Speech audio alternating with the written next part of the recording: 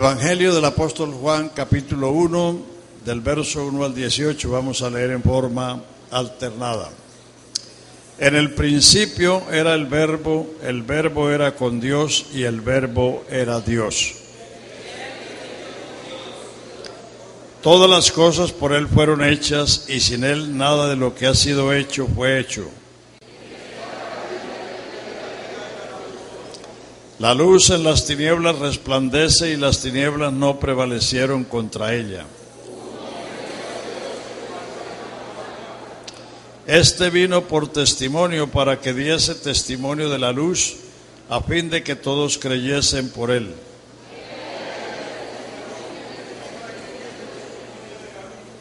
Aquella luz verdadera que alumbra a todo hombre venía a este mundo.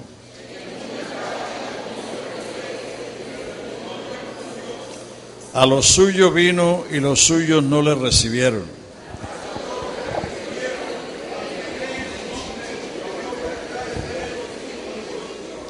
Los cuales no son engendrados de sangre, ni de voluntad de carne, ni de voluntad de varón, sino de Dios.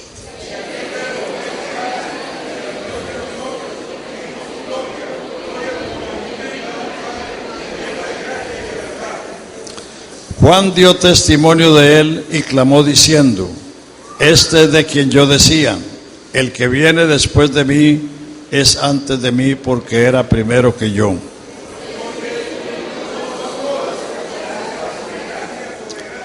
Pues la ley por medio de Moisés fue dada, pero la gracia y la verdad vinieron por medio de Jesucristo.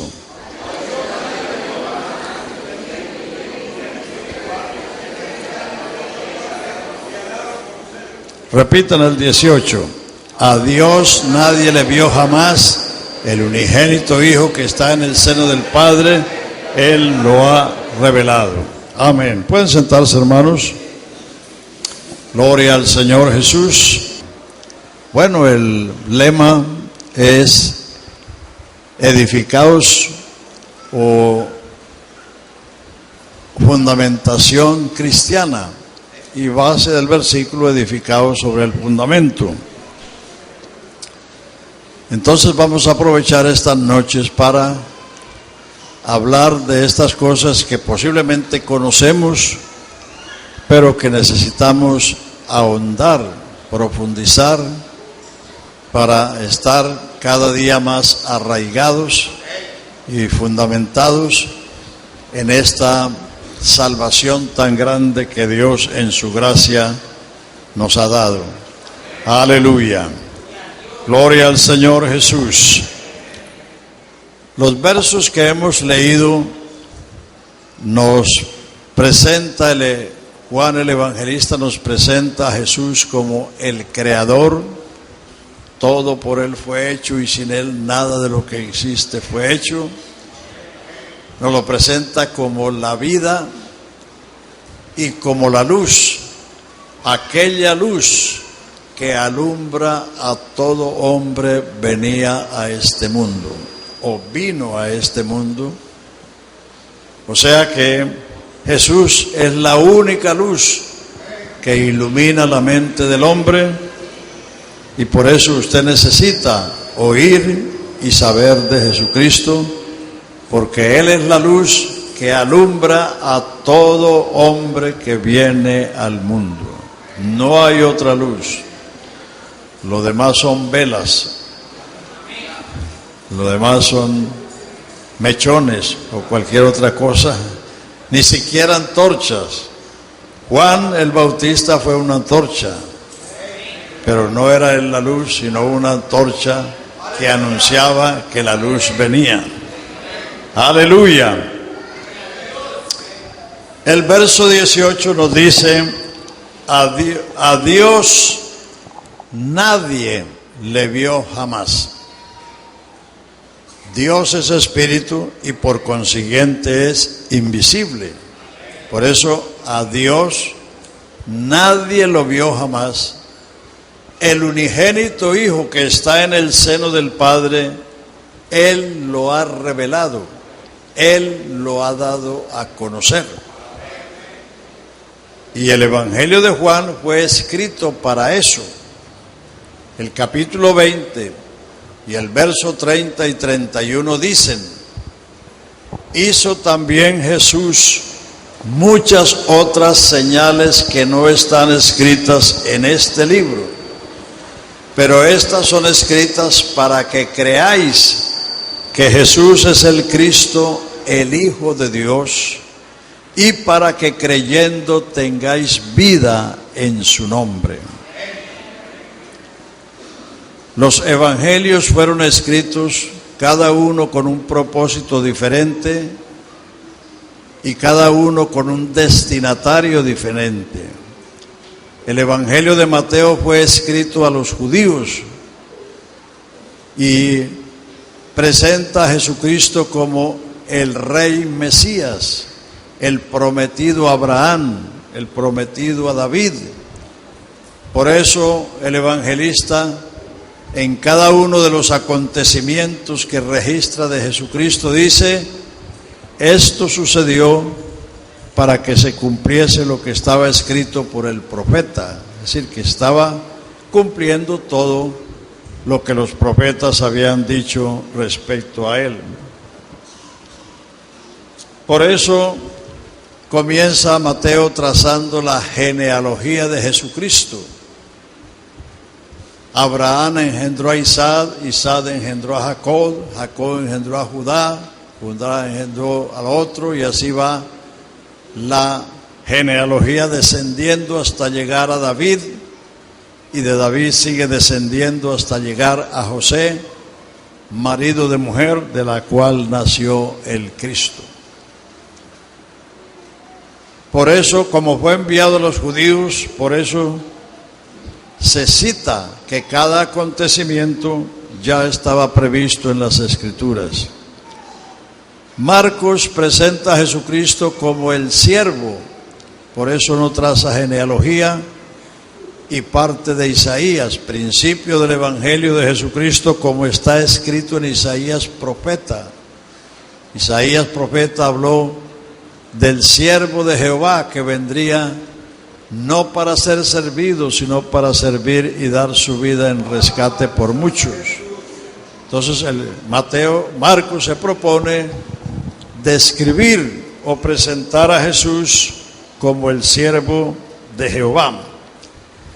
Y Lucas, que era griego, el Evangelio de Marcos fue escrito a los romanos, el Evangelio de Lucas fue escrito a los griegos, y Lucas era griego. Los griegos medían a las personas de aquí para arriba por su capacidad de pensar y de filosofar, por su inteligencia.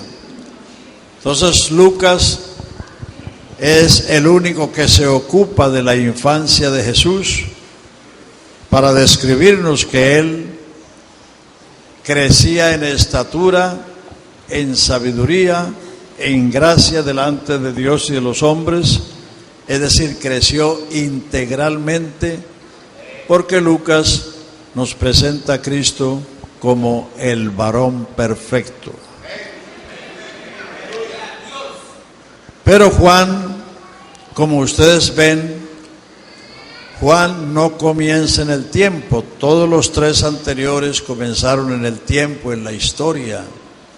Mateo en Abraham, Marcos en Isaías, y Lucas traza la genealogía ascendiendo hasta Adán.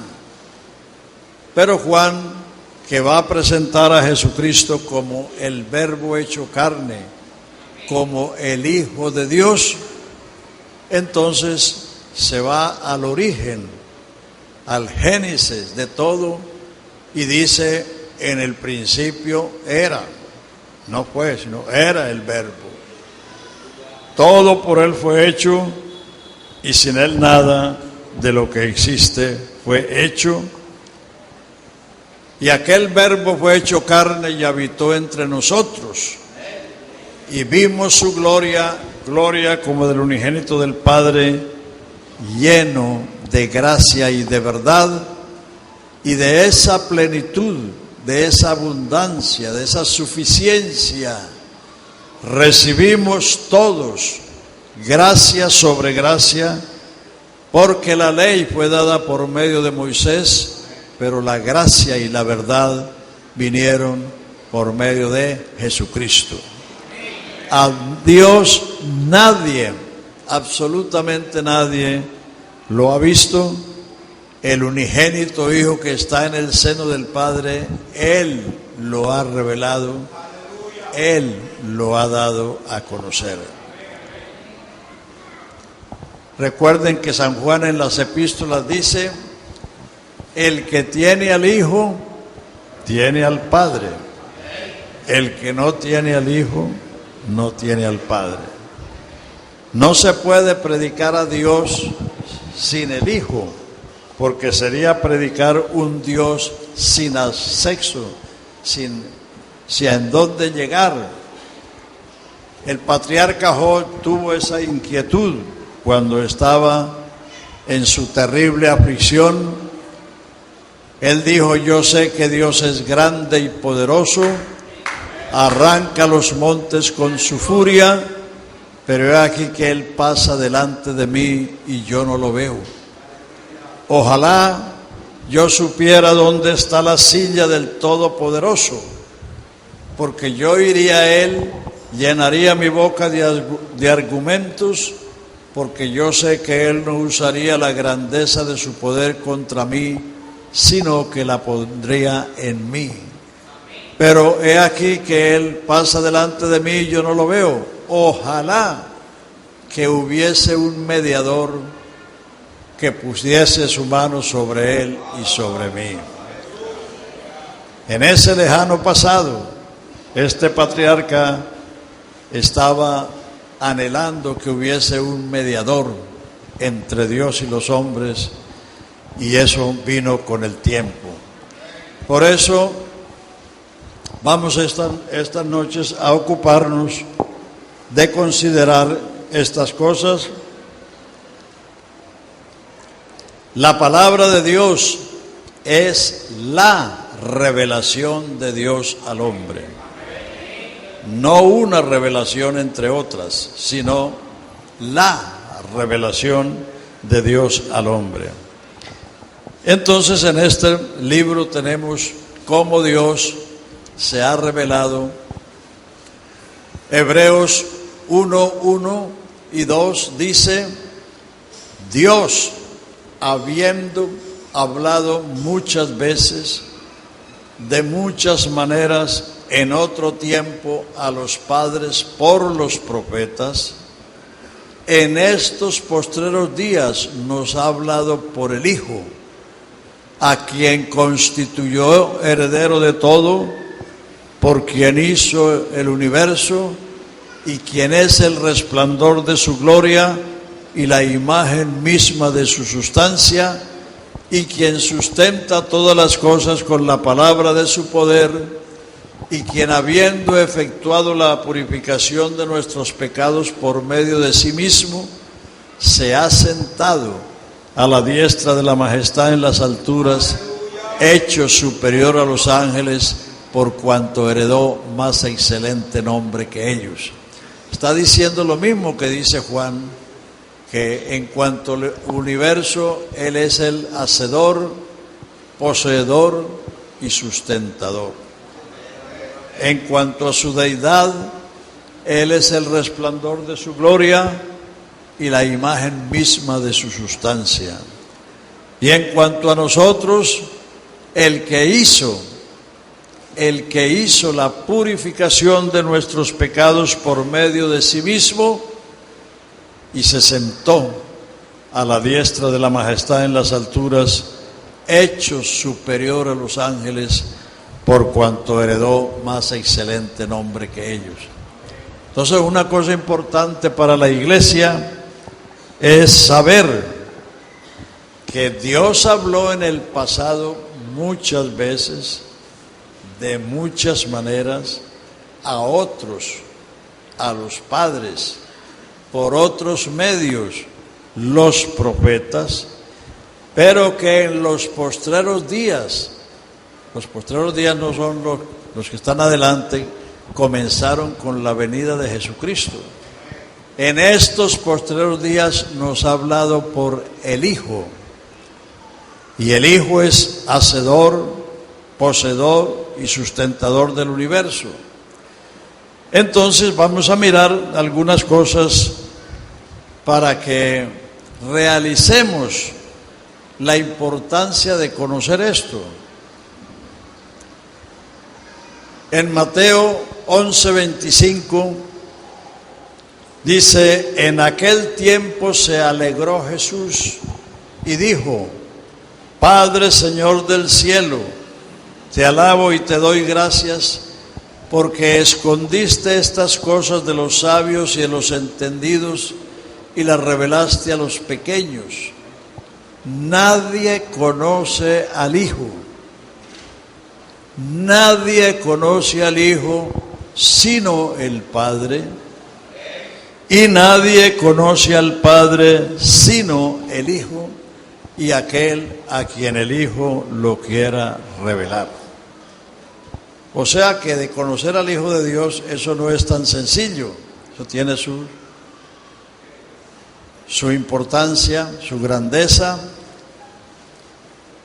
Eso está en el capítulo 25 de Mateo. No, en el capítulo 11:25, perdón.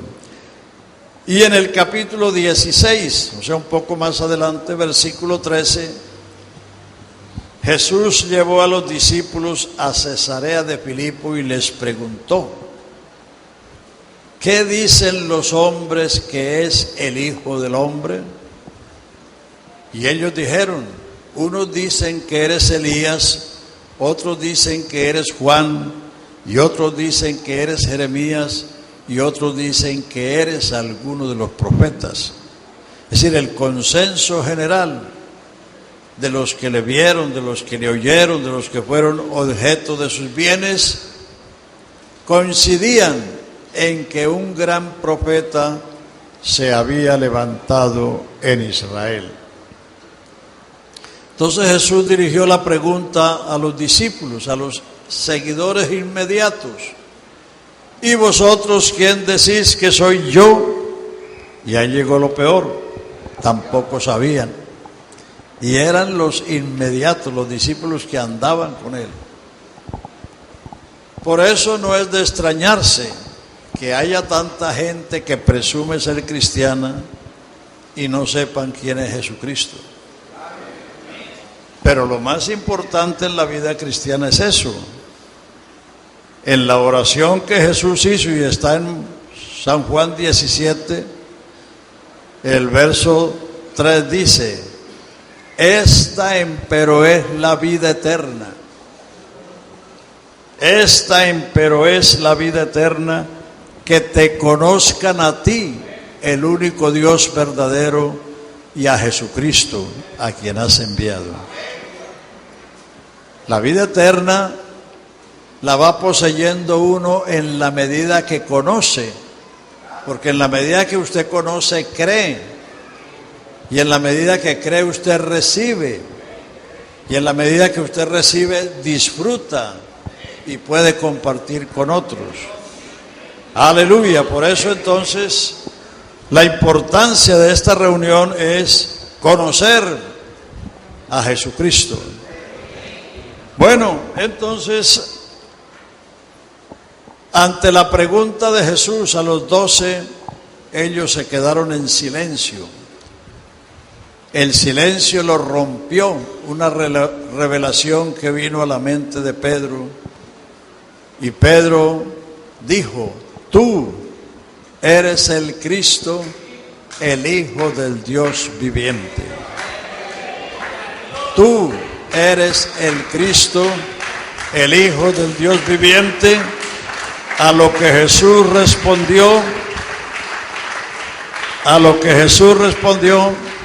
mejor escuchen, mejor digan amén que hacer palmas, porque amén quiere decir así es. Las palmas solamente hacen ruido. Entonces Jesús respondió a Pedro: bienaventurado eres, Simón, hijo de Jonás, porque esto no te lo reveló carne ni sangre, sino mi Padre que está en los cielos. Y yo también te digo que tú eres Pedro, y sobre esta roca, o sea, sobre esta declaración, sobre esta revelación, sobre esta confesión, edificaré mi iglesia, y las puertas del Hades no prevalecerán contra ella. Además, según el verso 20, les encargó que a nadie dijesen que Él era el Cristo. Porque aunque el Padre allí reveló a Cristo, el Señor quiso mantener su identidad, su verdadera identidad encubierta, porque como dice Pablo en 1 Corintios 2, si los príncipes de este siglo hubieran conocido que Él era el Señor de la gloria, nunca lo hubieran crucificado. Y si Él hubiera sido crucificado, nadie se hubiera salvado, porque la salvación fue hecha precisamente allí. Entonces, note que el Señor, en esta primera revelación, el Padre revelando al Hijo, nadie conoce al Hijo sino el Padre. Allí una revelación vino a la mente del apóstol, y el apóstol pronuncia esa gran confesión. El siguiente capítulo, el capítulo 17 de Mateo, dice que Jesús llevó a Pedro, a Juan y a Jacobo a un monte alto y se transfiguró delante de ellos, y sus vestidos resplandecían como la luz y su rostro como el sol. Vino una nube y los cubrió, y la voz que salió de la nube dijo: este es mi Hijo amado, en quien tengo todo contentamiento, a Él oíd. A Él oíd. Y en esa visión aparecieron Moisés y Elías. El propósito era que delante de Moisés, el mediador de la ley, y delante de Elías, el primero de los profetas, o el líder de los profetas, se reconociera que la ley y los profetas habían llegado a su cumplimiento, y que de aquí en adelante había que oír al Hijo. Aleluya. El Señor mismo lo había dicho antes en Mateo 11:13: todos los profetas y la ley hasta Juan profetizaron, y desde entonces el reino de Dios es anunciado y los valientes lo arrebatan. Juan el Bautista fue el último de los profetas del orden del Antiguo Testamento, y la transfiguración tenía como propósito mostrar el cumplimiento de esa revelación y revelar que Jesús es el Hijo de Dios y que a Él hay que oír, porque en los postreros días Dios nos ha hablado por el Hijo. Aleluya. A su nombre sea la gloria. Entonces vamos a hablar de ello. El Hijo en el Antiguo Testamento. La literatura católica y evangélica está llena de términos antibíblicos como estos: que Dios son tres personas distintas, que los tres son coiguales, coeternos y cosustanciales. Eso no está en la Biblia, eso son deducciones de los malos teólogos que no han realizado lo que dice la Biblia del Padre y del Hijo y del Espíritu Santo. En el Antiguo Testamento Cuando se habla del Hijo, se habla en sentido futuro. Si tienen la Biblia, verifíquenlo. Salmo 2, versículo 7 dice: yo publicaré el decreto, futuro, publicaré el decreto, mi hijo eres tú, yo te he engendrado hoy. Isaías 7:14: he aquí que una virgen concebirá, futuro, y dará a luz un hijo y llamará su nombre Emmanuel, que declarado es Dios con nosotros. Isaías 9:6: porque un niño nos es nacido, un hijo nos es dado, el principado será sobre su hombro, se llamará su nombre Consejero, Dios fuerte, Padre eterno, Príncipe de paz. Isaías 52:6: por tanto mi pueblo sabrá mi nombre por esta causa, porque yo mismo que hablo, he aquí, estaré presente. Todos son términos futuros. Miqueas 5:2: pero tú, Belén, pequeña eres de las aldeas de Judá, pero de ti me nacerá el que será Señor en Israel, cuyas salidas son desde el principio y desde los días de la eternidad. O sea, el que iba a salir en Belén era el que le había salido a Abraham en el encinar de Manre, el que le había salido a Moisés en la zarza, el que le salió a Moisés en el monte, el que le salió a Josué antes de Jericó, el que le salió a Manoah en los trigales. De ti me nacerá el que será Señor en Israel, cuyas salidas son desde el principio y desde los días de la eternidad. O sea que en el Antiguo Testamento, que es la revelación que había, se habla del Hijo, pero en sentido futuro, porque el Hijo no existía como tal. Hijo es lo que se engendra y nace. Lo que se crea es criatura. Adán no era hijo de Dios, porque Adán fue creado.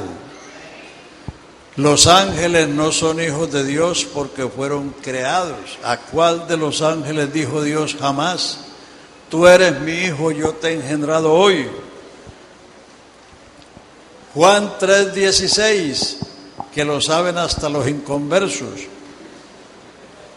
de tal manera amó Dios al mundo que ha dado a su Hijo unigénito. Dios solo ha tenido un hijo. De tal manera amó Dios al mundo que ha dado a su Hijo unigénito, para que todo aquel que en Él cree no se pierda, mas tenga vida eterna. Entonces, cuando Dios quiso cumplir esas promesas, que ya les cité, el Salmo 2, Isaías 7:14, Isaías 9:6, Isaías 52:6, Miqueas 5:2, cuando Dios fue a cumplir esas promesas, mandó al ángel Gabriel a buscarse una virgen en Nazaret de Galilea. No a buscarse una mujer en el cielo, porque no habían mujeres en el cielo, ni hombres tampoco. En el Antiguo Testamento usted lee que Él solo extendió los cielos, Él solo creó la tierra, Él solo anda sobre las alas del mar, Él solo redimió a Israel, Él solo es rey sobre todos los reinos de la tierra. Es decir, Él no tiene compañeros en la deidad, no tiene socios. Entonces, cuando Dios quiso cumplir eso, para tener un hijo hay que conseguir una mujer. Hasta Dios tuvo que hacer eso. Hasta Dios tuvo que hacer eso. ¿Por qué? ¿Por qué? Porque la mujer es el vaso o el molde donde se forma o se gesta una simiente. En el caso humano, el hombre tiene la simiente y tiene que plantarla en el organismo de la mujer para que ella, que es el vaso gestor, entonces a través de los meses venga a tener un niño por nacer. Entonces, cuando Dios se propuso cumplir eso, mandó a Gabriel a Nazaret de Galilea y encuentra a María desposada con José y le dice: salve muy favorecida, el Señor es contigo. He aquí que concebirás y darás a luz un hijo y llamarás su nombre Jesús, porque él salvará a su pueblo de sus pecados. Este será grande, será llamado Hijo del Altísimo. Le será dado el trono de David su padre y reinará en la casa de Jacob y de su reino no habrá fin. Entonces María, que era una señorita y que sabía que para tener un hijo tenía que convivir con un varón, le dijo al ángel: ¿y cómo será esto si yo no conozco varón? Entonces el ángel le dijo: el Espíritu Santo vendrá sobre ti. El Espíritu Santo es Dios, porque Dios es Espíritu y Dios es Santo. Espíritu es su naturaleza. Dios no es hombre, Dios no es cuerpo, Dios es Espíritu, es invisible. Y Santo es su naturaleza. Como decir que esta mesa es de madera buena. Madera es la naturaleza de la mesa y buena es la calidad. Entonces Dios es espíritu, pero no es un espíritu corriente, es un espíritu santo. Ese es uno de los atributos de Dios, que Él es santo. Entonces el que vino sobre María fue el Espíritu de Dios. Dice: te cubrirá con su sombra, por lo cual el santo ser que nacerá de ti será llamado Hijo de Dios. Lo que la Biblia denomina Hijo de Dios es lo que nació de María. Ninguna mujer da a luz un espíritu. Nunca. En la procreación natural, el hombre pone la simiente, la mujer pone el cuerpo y Dios pone el espíritu. Por eso, aunque los hombres sean feos, si las mujeres son bonitas, los hijos salen bonitos. Aleluya, porque el molde es bonito. Entonces, el apóstol Pablo ratifica eso en Gálatas 4:4. Dice: venido el cumplimiento del tiempo. Es decir, cuando se cumplieron esas profecías, venido el cumplimiento del tiempo, Dios envió a su Hijo, nacido de mujer, súbdito a la ley. Porque no hay otra manera de tener un hijo sino a través de una mujer. Y Dios lo hizo. Que como María concibió del Espíritu de Dios, eso es un milagro. Y un milagro no tiene explicación. Entonces, el milagro no es como dice la Iglesia Católica, que el nacimiento de Jesucristo es que Jesucristo nació o salió de la matriz de María como el sol pasa por el cristal sin romperlo. No, eso no es cierto. Porque no es ningún milagro que una mujer embarazada dé a luz, es lo natural. Y si no puede dar a luz hay que hacerle cesárea. Pero sí es un milagro que una mujer que no ha conocido varón tenga en su vientre una criatura. Porque milagro es la alteración o la suspensión de la ley natural. Entonces el milagro no es el nacimiento, sino la concepción que una virgen concibió del Espíritu. Y eso se lo explicó el ángel a José, porque María guardó esas cosas en su corazón que no se las dijo ni a José su marido. Entonces cuando José la vio embarazada, estaba haciendo la maleta para irse. Dice que como era justo, no quería difamarla Entonces el ángel le apareció a José y le dijo: José, hijo de David, no temas de recibir a María tu mujer, porque lo que en ella es engendrado del Espíritu Santo es. Dará a luz un hijo, llamará su nombre Emmanuel, que declarado es Dios con nosotros. Aleluya, aleluya. Entonces eso no sucedió en el cielo, eso sucedió en la tierra. Eso sucedió en Nazaret de Galilea. Galilea es una provincia de Israel. Entonces el problema de la gente es que cuando leen en la Biblia, el Padre me envió, o Dios envió a su Hijo, se van para el cielo. Y eso no sucedió en el cielo, eso sucedió en la tierra. Entonces lo que la Biblia denomina Hijo de Dios es la humanidad que nació de María. Lo que nacerá de ti será llamado Hijo de Dios. Venido el cumplimiento del tiempo, Dios envió a su Hijo, nacido de mujer, súbdito a la ley, para que redimiese a los que estaban bajo la ley, a fin de que recibiésemos la adopción de hijos. Entonces, esa es la última y más grande revelación de Dios a la humanidad. Esa revelación equivale a Dios manifestado en carne, como lo dice Pablo en 1 Timoteo 3:16, y por eso Pablo antepone dos palabras, diciendo: indiscutiblemente grande es el misterio de la piedad.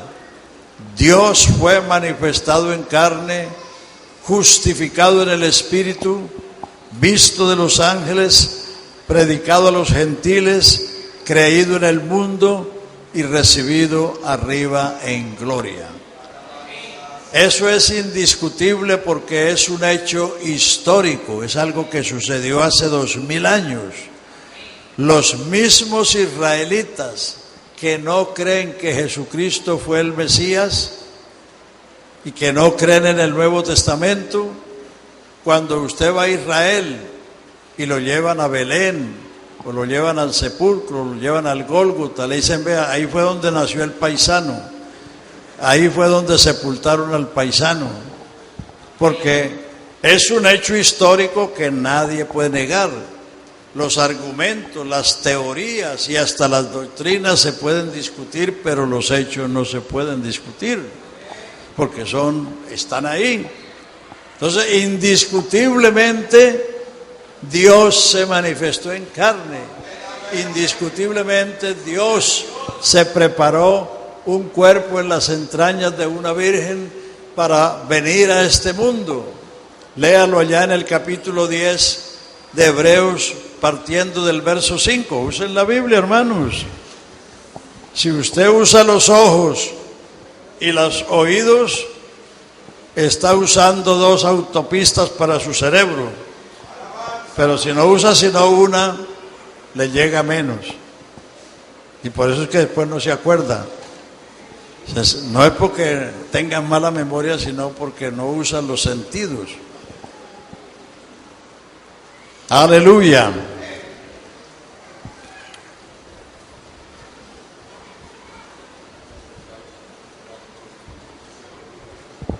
¿Encontraron cuál es? Por lo cual, entrando en el mundo dice: sacrificio ofrenda no me hiciste, mas me preparaste el cuerpo. Ahí está. Ya, hasta ahí, hermano. Entrando en el mundo dice. El capítulo Dios está hablando de que la ley eran sombra, dice, porque la ley teniendo la sombra no es la realidad. La sombra se proyecta, bueno, aquí no hay una luz que... Cuando usted se pone frente al sol, aparece la sombra suya, pero la sombra no eres tú. Es una silueta que produce la luz sobre el cuerpo. Entonces, la ley teniendo la sombra de los bienes venideros, no la imagen misma de las cosas, nunca puede, por los sacrificios que se ofrecen, hacer perfecto en cuanto a la conciencia al que practicaba dicho culto, ya que consistía en lavamientos y oblaciones acerca de la carne. Entonces dice: sacrificio y ofrenda no te agradaron, me preparaste cuerpo. Como en el rollo del libro está escrito: quita lo primero para establecer esto último, y en esta voluntad somos santificados por la ofrenda del cuerpo de Jesucristo. O sea, Dios se preparó un cuerpo en una virgen para venir a este mundo vestido de humanidad, manifestado en carne. Por eso, no solamente es un hecho indiscutible, sino que es grande. Porque si usted lee a Isaías 40, dice que Dios extendió los cielos como una cortina para morar. Así como usted corre la cortina de la ventana, así Él extendió los cielos. Que Él mide los cielos con el palmo de su mano. Mide la tierra con 3 dedos. Mide las aguas, es decir, los mares del mundo, en el hueco de su mano. Él dice: ¿a qué me compararéis? ¿Y a qué me haréis semejante si mi mano ha creado todas las cosas que existen? Entonces es una cosa grandiosa, que si no fuera porque es un hecho, sería difícil creerlo, que ese Dios tan grande hubiera venido al mundo a través de un niño. Él es el único niño que nació siendo padre. ¿Usted sabe de algún otro que nació siendo padre? No, para ser padre se necesita tener unos cuantos años. Un niño no ser nacido, el principado será sobre su hombro, se llamará su nombre admirable, consejero, Dios fuerte, Padre eterno, príncipe de paz. Aleluya, aleluya.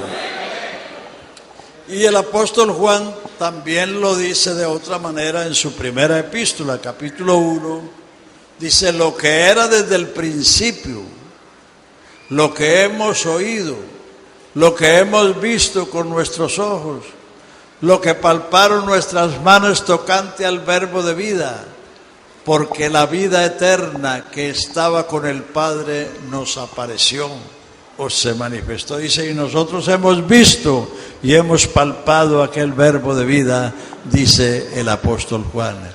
Es decir, el Dios eterno, el único Dios, el creador de los cielos y la tierra, vino a este mundo para buscar y salvar lo que se había perdido. Aleluya. De tal manera amó Dios al mundo, que ha dado a su Hijo unigénito, para que todo aquel que en Él crea no se pierda, mas tenga vida eterna. Porque no envió Dios a su Hijo para condenar el mundo, sino para que el mundo sea salvo por Él.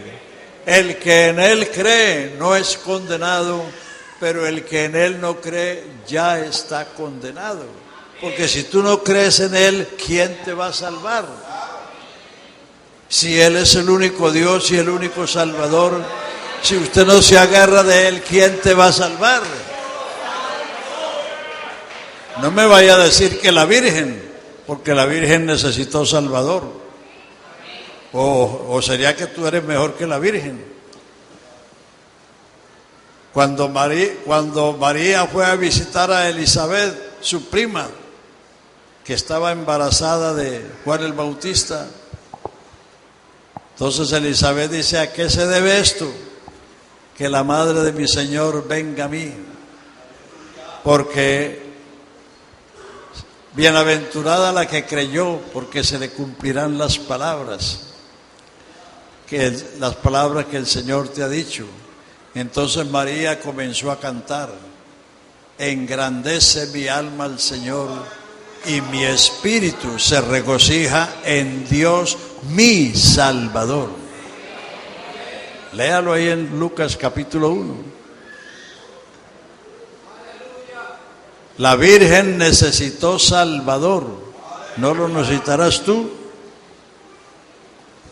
Engrandece mi alma al Señor y mi espíritu se regocija en Dios, mi Salvador, porque grandes cosas me ha hecho el poderoso y santo es su nombre. He aquí que de aquí en adelante me llamarán bienaventurada todas las generaciones. María es la mujer más bienaventurada entre todas las generaciones, pero no porque fue virgen, porque todas las mujeres han sido vírgenes en un momento de su vida. Ella es la mujer más bienaventurada porque fue la madre del Salvador. He aquí que de aquí en adelante me llamarán bienaventurada todas las generaciones, porque grande y poderoso es el que ha hecho grandes cosas para mí. Aleluya. Entonces, por eso San Juan se propone en su evangelio revelarnos a su Hijo. A Dios nadie le vio jamás. El unigénito Hijo que está en el seno del Padre, Él lo ha dado a conocer, Él lo ha revelado. Entonces, Juan comienza diciendo que Él es el creador de todo cuanto existe, que nada fue hecho sin Él, y que ese verbo se hizo carne y habitó entre nosotros. Por eso los milagros que están allí en Juan son milagros creativos, que son diferentes. Esos milagros no están en Mateo, no están en Marcos, no están en Lucas, porque Juan está presentando a Jesús como el creador. Transformar el agua en vino es un acto creativo, porque el agua pertenece al reino mineral, no tiene sabor, no tiene olor, no tiene color. El vino pertenece al reino vegetal, tiene color, tiene olor, tiene sabor y alegra el corazón del hombre. Entonces, se hicieron unas bodas en Caná de Galilea y estaba allí la madre de Jesús y fue invitado Jesús y sus discípulos. Y María advirtió que no había vino, en una boda sin vino. Entonces dice que habían allí 6 tinajas, 6 botijas de piedra para el agua de la purificación, pero estaban vacías. Entonces Jesús dijo: henchid, llenad esas tinajas hasta arriba, y las llenaron. Y entonces los sirvientes sacaron ese agua y la llevaron al maestro de sala, al maestro de ceremonia, y el maestro de ceremonia la probó. Dijo: todo hombre pone primero el buen vino y después el inferior, pero tú has guardado el buen vino hasta el fin. Dice: este principio de milagros o de señales hizo Jesús, y manifestó su gloria y sus discípulos creyeron en él. Ese fue el primer milagro que hizo Jesús. Lo hizo en una boda, pero eso no lo hizo para justificar a los borrachitos, sino para demostrar la capacidad que tiene Él de cambiar al hombre de su condición perdida a un nuevo hombre, a una nueva creación. 6 es el número del hombre, porque el día 6 fue creado y en la dispensación sexta está siendo recreado o salvado. El hombre es el único que tiene corazón de piedra, porque el pecado petrifica la conciencia. El hombre sin Dios es el único que anda vacío. Y como el agua es sin sabor, sin olor, sin color, insípido. Pero el vino es lo contrario.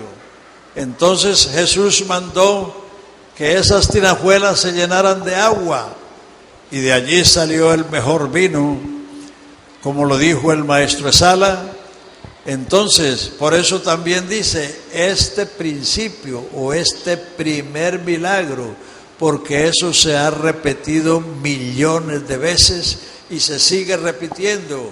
Cuando usted, que es una botija vacía, petrificada por el pecado, usted recibe el agua de la vida que es la palabra de Dios, entonces su vida viene a tener color, viene a tener sabor, viene a tener olor, viene a ser alegre, viene a tener el gozo del Señor que es su fortaleza.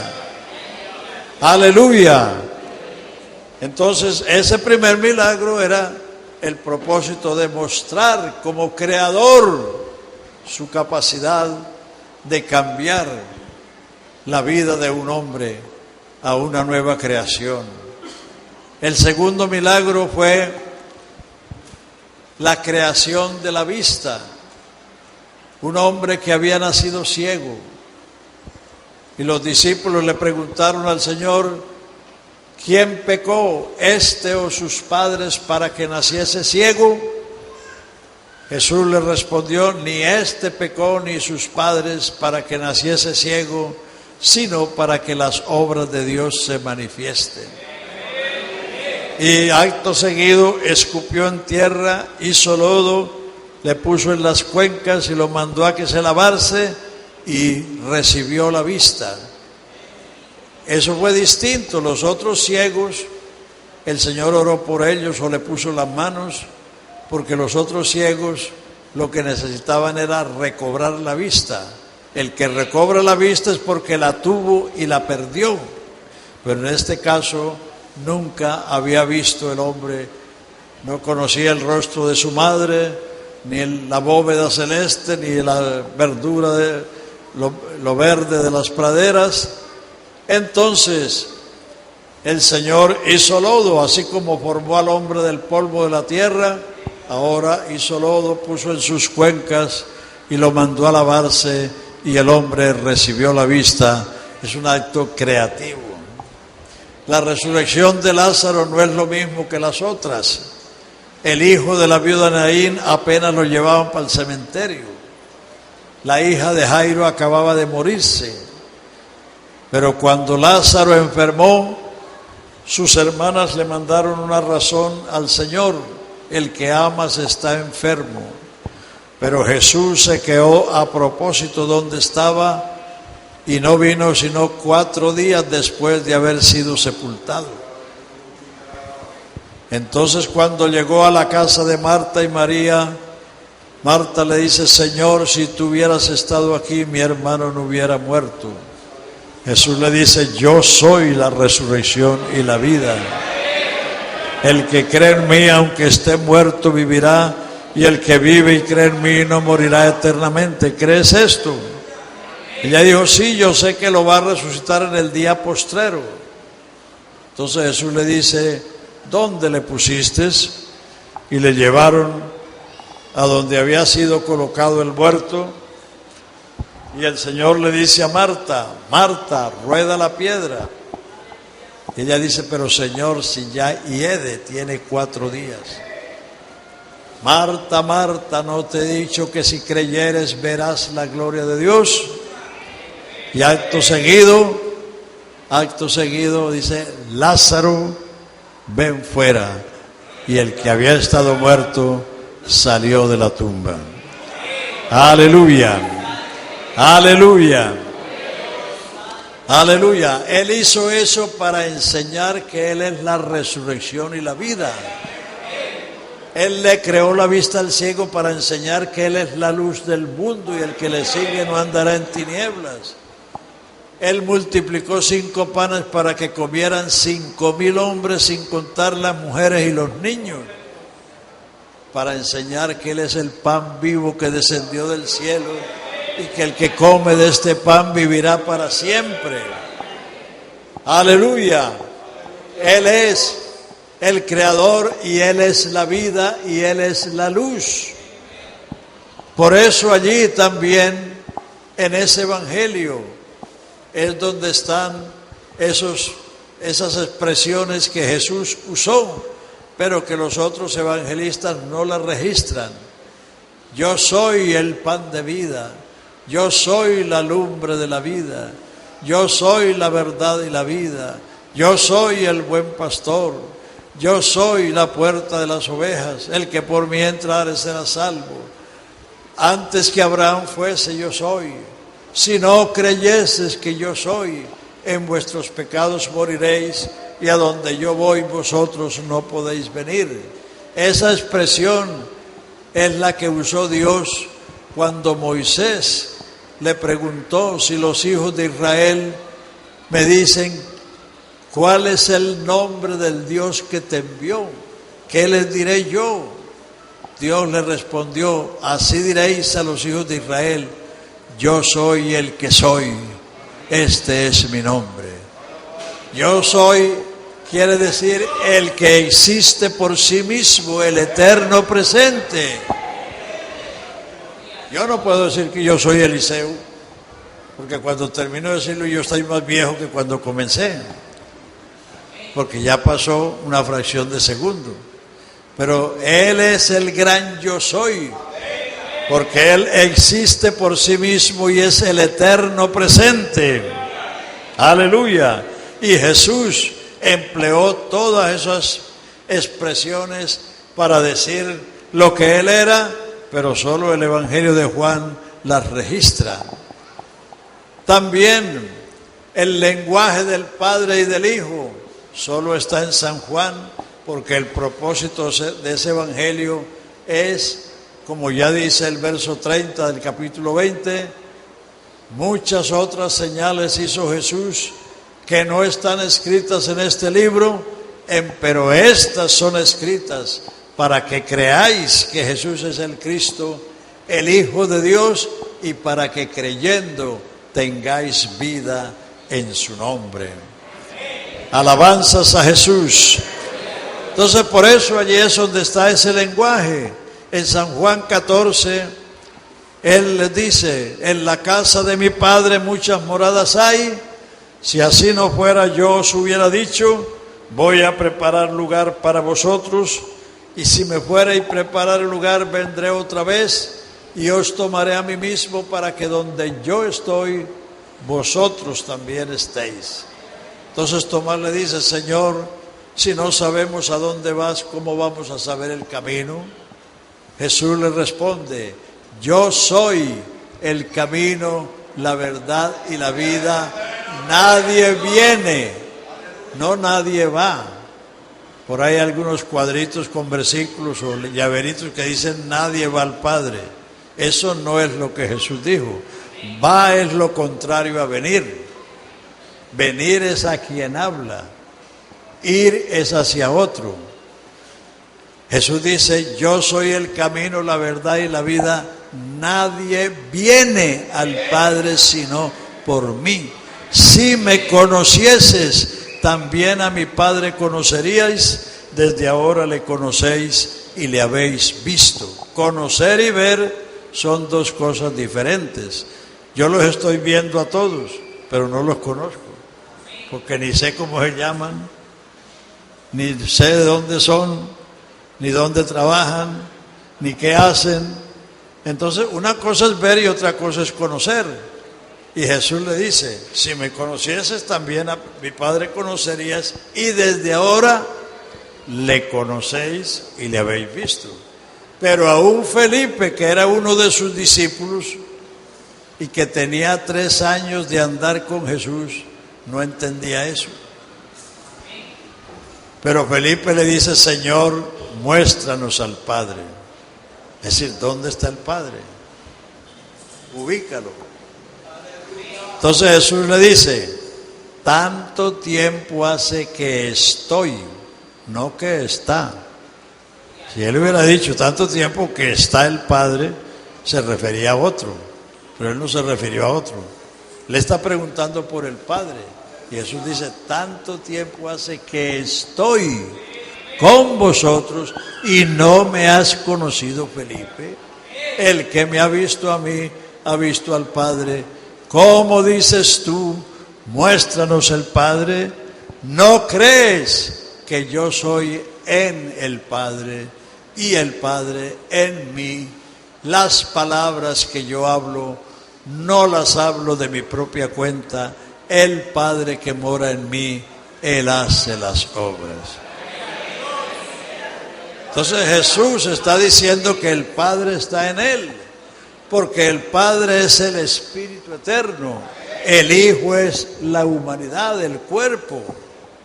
Usted y yo no podemos hablar ese lenguaje, porque yo no puedo estar en ti, ni tú puedes estar en mí, porque usted es una persona y yo soy otra persona. Pero Dios y el Hijo sí pueden hacer eso, porque Dios es Espíritu y el Hijo es el hombre Jesucristo, el varón perfecto. Aleluya.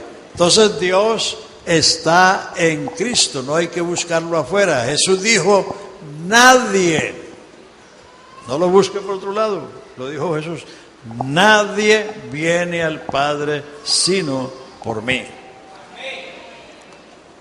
Esa doctrina que enseñó Jesús la siguieron los apóstoles.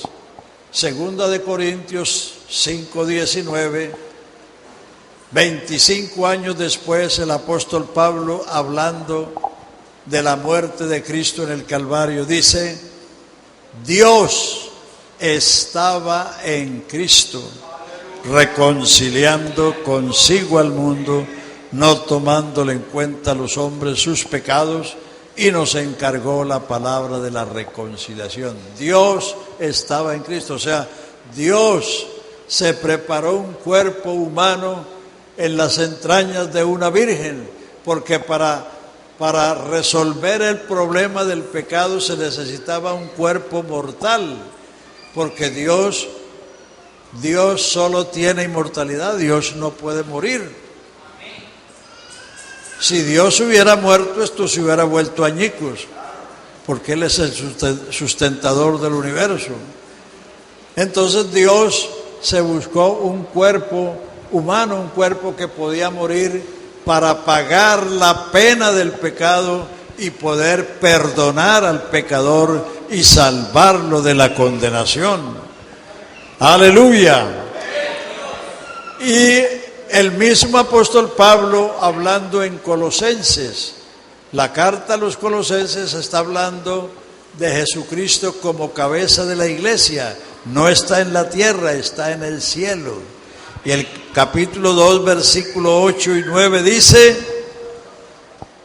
mirad que nadie os engañe por filosofías y huecas sutilezas, según las tradiciones de los hombres y no según Cristo, porque en Él, en Cristo, habita corporalmente toda la plenitud de la deidad, y en Él estáis completos, porque Él es la cabeza de todo principado, potencia y potestad. Dios está en Cristo. No hay ninguna divinidad fuera de Cristo, porque Cristo es la imagen visible del Dios invisible. Léalo en estas tres partes. Segunda de Corintios 4, 3 hasta el 6. Segunda de Corintios 4, vea lo que dice. Si nuestro evangelio está encubierto, o sea, si el evangelio está oculto, dice, entre los que se pierden está encubierto, en los cuales el Dios de este siglo cegó el entendimiento de los incrédulos, para que no les resplandezca la lumbre del evangelio de Cristo, el cual es la imagen de Dios. Porque no nos predicamos a nosotros mismos, sino a Jesucristo como Señor.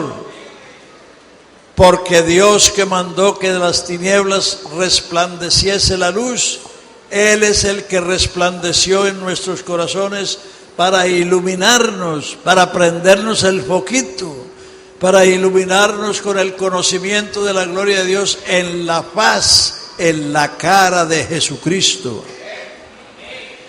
Usted no puede ver la gloria de Dios sino en la cara de Jesucristo. Colosenses 1:13, dando gracias al Padre que nos hizo aptos para participar de la herencia de los santos en luz, que nos libró de la potestad de las tinieblas y nos trasladó al reino de su amado Hijo, en quien tenemos redención por su sangre. Él, verso 15, es la imagen del Dios invisible. Él es lo visible, el Hijo es lo visible del invisible. Y Hebreos 1:3, Él es el resplandor de su gloria y la imagen misma de su sustancia. El hombre es un ser compuesto de espíritu, alma y cuerpo. Yo no me voy a imaginar que usted dejó el espíritu en el trabajo y el alma en la casa y que lo único que veo aquí es la imagen. No, ahí está todo. O sea que el mismo hombre explica que Dios es uno. Con la diferencia que Dios no es un ser compuesto con nosotros, como nosotros. Dios es espíritu. Pero para Dios revelarse a la humanidad, Él se preparó un cuerpo. Se hizo una imagen, no en el cielo, no en la eternidad, sino en el tiempo, cuando vino el cumplimiento de las profecías, de las promesas. Las profecías son historia anticipada. Todo eso que dice el Salmo, que dijo Isaías, que dijo Miqueas, hace 2000 años que es historia, ya no es profecía. Porque ya eso se cumplió. Entonces, la doctrina de la unicidad es que Dios está en Cristo. Él es el resplandor de su gloria y la imagen misma de su sustancia. Por lo mismo también en el Evangelio de Juan está la doctrina del Espíritu Santo. Todo lo que Jesús dijo del Espíritu Santo está en San Juan. San Juan 7, 37 al 39, San Juan 14, San Juan 15, San Juan 16, San Juan 20. Todo lo que Jesús prometió en relación a esa promesa está en el Evangelio de Juan, porque el Evangelio de Juan fue escrito a la iglesia. El Evangelio de Juan fue escrito a la iglesia, para que la iglesia conozca quién es el Hijo de Dios. Y que Dios se manifestó eso para podernos redimir. Vamos a ver si nos alcanza todavía. Vamos a ver en el capítulo 2 de Hebreos 5 propósitos por los cuales Dios se manifestó en carne. Si tiene su Biblia, por favor, úsela. El capítulo 2 de Hebreos comienza diciendo que Dios no sujetó a los ángeles el mundo venidero acerca del cual estamos hablando.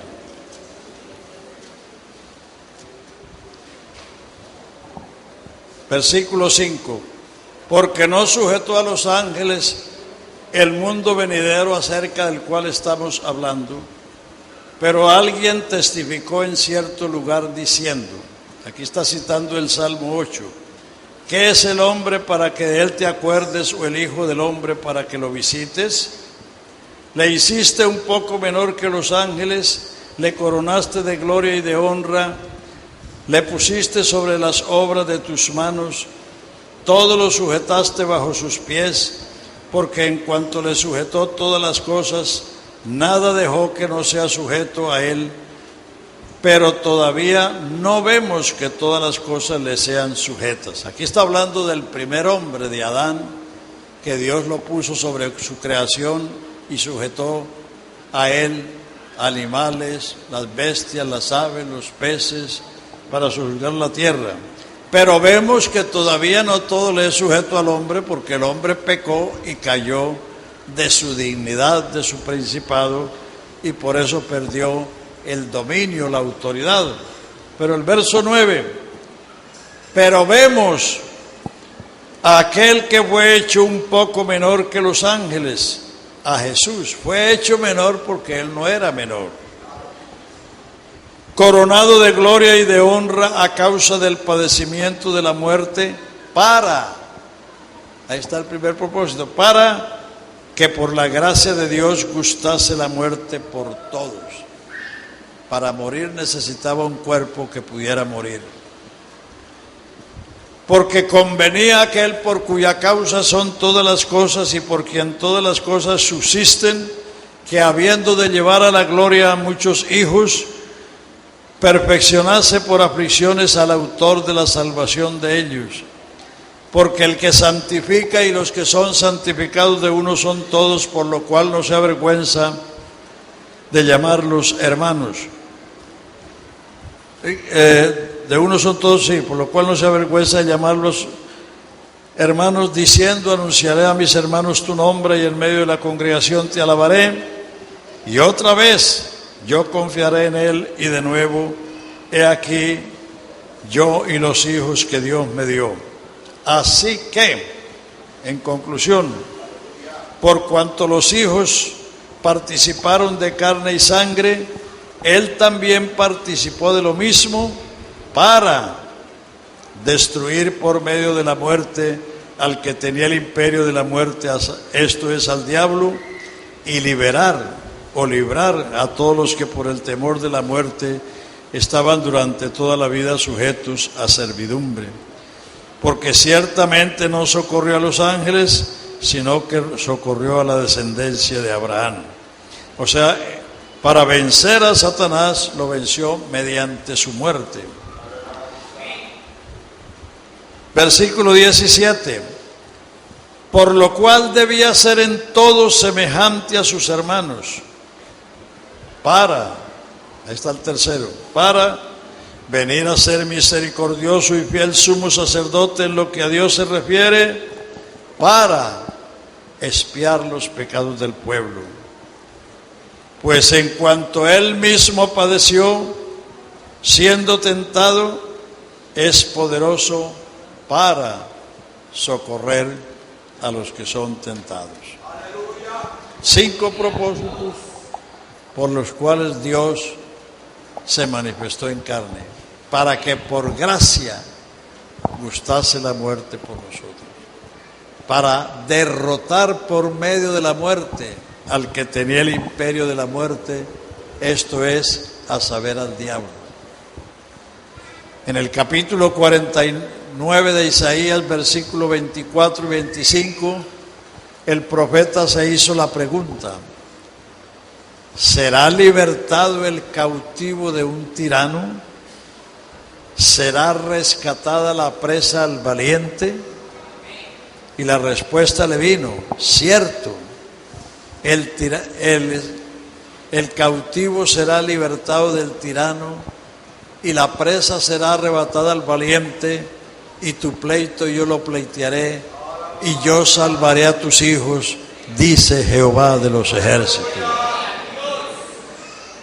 Y en el capítulo 12 de Mateo, cuando Jesús estaba echando fuera a los demonios y los fariseos y los escribas dijeron que echaba a los demonios por Belcebú, Jesús les planteó una parábola: si el fuerte está armado en su atrio, en paz reposan sus tesoros, pero si viene uno más fuerte que él y lo despoja de sus armas, puede repartir el botín.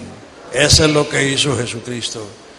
El diablo, cuando Adán pecó, lo destronó del principado, y el diablo se sentó en el principado de este mundo y tenía a la humanidad aterrorizada con el arma de la muerte.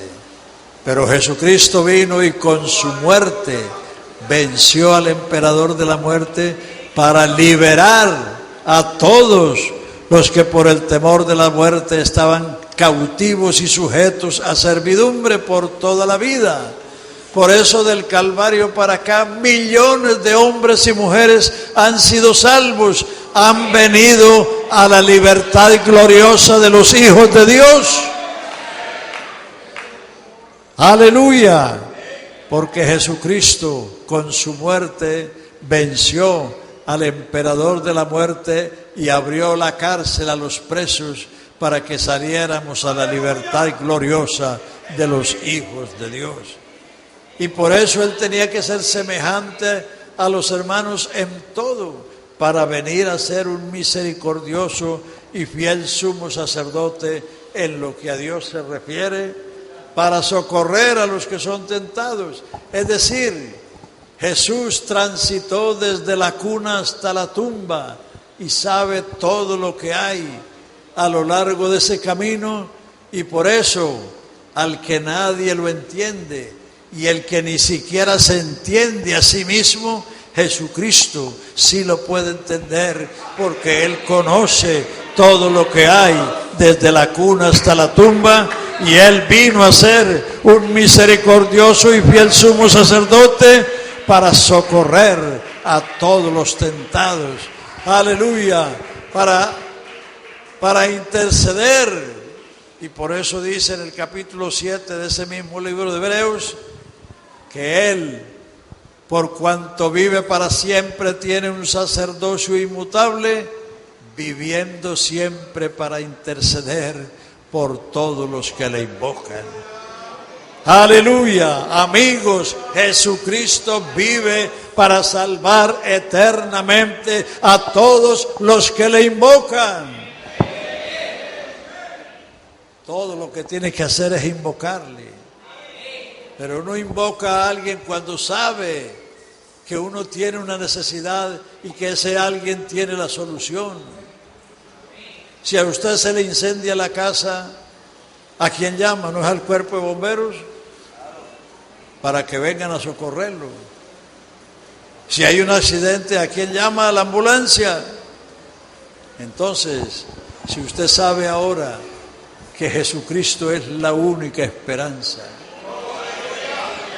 que Jesucristo es Dios manifestado en carne, y que no vino de turista a este mundo, vino, como Él mismo dijo, el Hijo del Hombre no vino a ser servido, sino a servir y a dar su vida en rescate por vosotros. El Hijo del Hombre vino a buscar y a salvar lo que se había perdido. Entonces realicen esta noche que usted lo necesita a Él por encima de todo.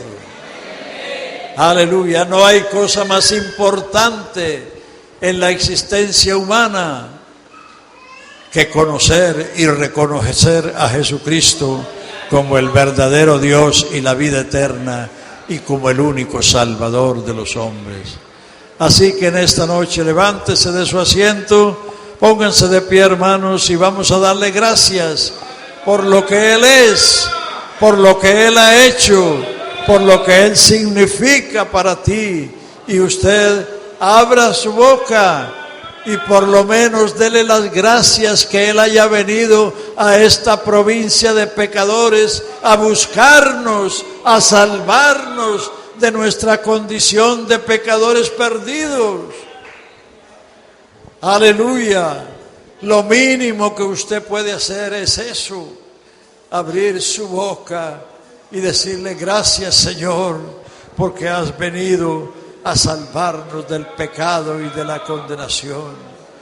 Así que esta noche hágalo, aleluya, para que usted tenga la experiencia de la salvación, para que su agua insípida se convierta en vino con olor y con sabor, para que su vida tenga sentido, tenga color, tenga olor y tenga sabor. Padre Santo, te damos gracias esta noche, Señor, por tu presencia y por tu palabra, Señor. Aleluya, te damos gloria y honor y alabanza a tu grande y sublime nombre, Señor. Padre, en esta noche clamamos a ti, Señor, por las almas que están aquí sin conocimiento de salvación. Revélate a ellas, Padre Santo, mostrándoles que solo tú eres el Salvador y que no hay más fuera de ti, Padre Santo. Te damos gloria y alabanza a tu grande y sublime nombre, Señor Jesucristo. Aleluya.